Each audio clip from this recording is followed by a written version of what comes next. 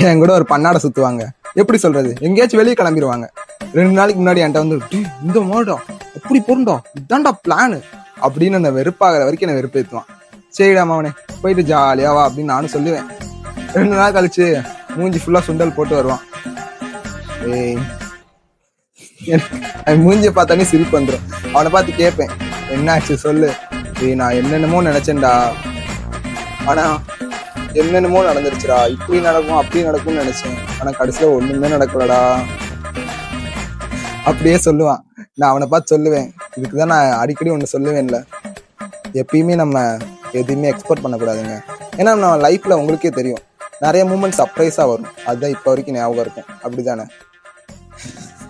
கண்டிப்பா அந்த சுண்டல் இந்த வீடியோ பார்த்துட்டு இருப்பான். பார்த்துட்டு இருந்தேன்னா கமெண்ட் பண்ணிட்டு போ. அப்புறம் இந்த மூமெண்ட்டுக்கு பேர் தாங்க செரண்டிபிட்டி.